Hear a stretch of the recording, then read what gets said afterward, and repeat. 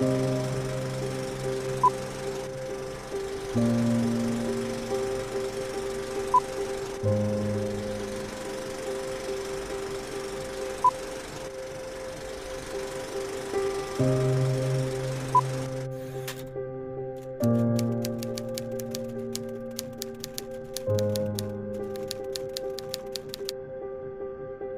Love Canal tragedy was a disaster long before it was recognized as such. Perhaps the most jarring characteristic of this nightmare was that it was planted by nothing other than a dream. In 1890, entrepreneur William T. Love wanted to obtain power to fuel a prospective community, one where industries would bloom, families would thrive, and laughter would be contagious. Upon receiving financial backing, he then began to construct a canal to connect the two rivers flanking the falls. However, by 1910, Tesla's discovery of electricity transmission by way of alternating currents proved superior. Financial backers slowly trickled away, and the Love Canal was left behind as a project of a previous time. In the 1940s, the Hooker Chemical and Plastics Corporation, HCPC, overtook the canal and began to make use of it as a site to improperly dispose of hazardous waste.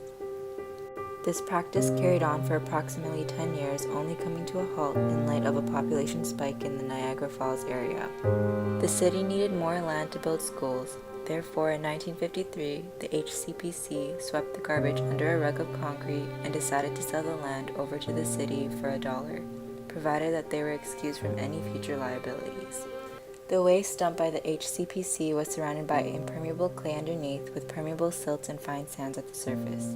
In the late 1970s, the community experienced prolonged rain and blizzards.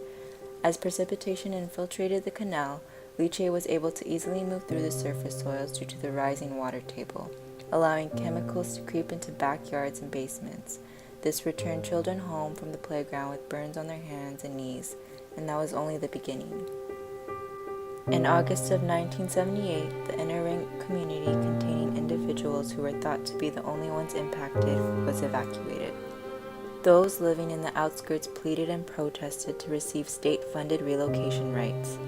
However, as the government remained unconvinced that they were exposed to any harm, they were required to provide proof that the chemicals and only the chemicals were the culprits of the health impairments they faced. It wasn't until October of 1980 that all 900 families were eligible to relocate under the Emergency Health Declaration. Citizens of the Love Canal had extremely varied symptoms due to the vast differences in the amount of exposure each person was subject to. Individuals who lived near the area the longest suffered the most adverse health effects. There were 248 different chemicals found in the toxic waste, all of which were capable of inflicting many illnesses. No one knew what new concoctions were being formulated by their mixture underground. A number of physiological effects that the toxic chemicals had on the community were observed, with the most prevalent being increased rates of both spontaneous miscarriages and birth defects. Among pregnant women between the ages of 20 to 30 years old living near high exposure sites, 35.3% had records of spontaneous abortions, which was far in excess of the norm. The odds against it happening by chance were 250 to 1. Karen Schrodner just happened to be that one. Karen lived in what was classified as a site of high contamination within the community.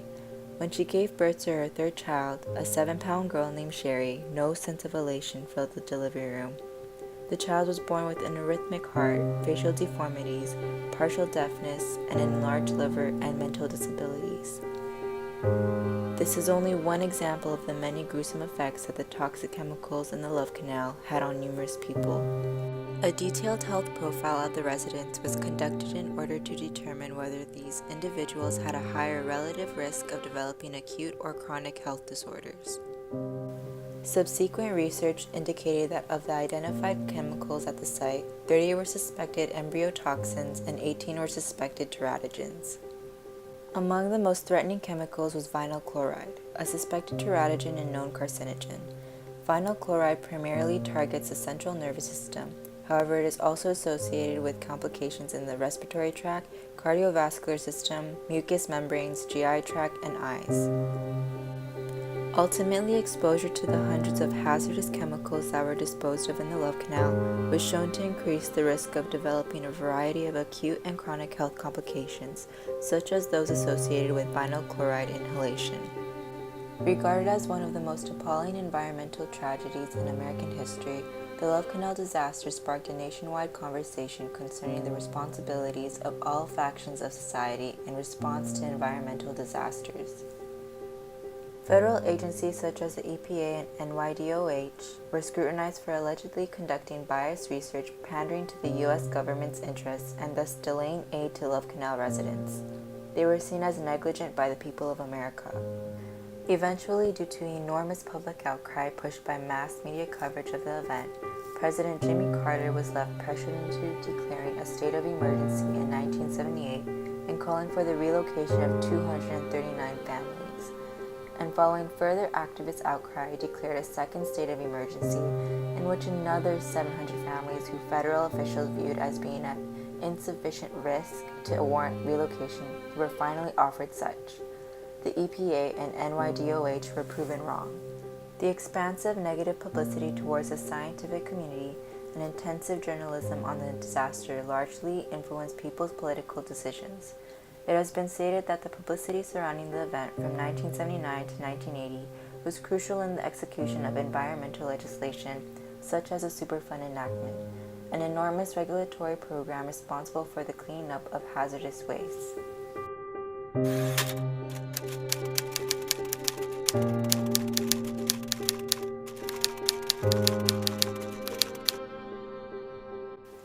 Overall, the tragedy of the Love Canal is a paramount example of how powerful a united press and people can be. Moving forward, we can only hope that lessons have been learned and that the same mistakes will not be made elsewhere.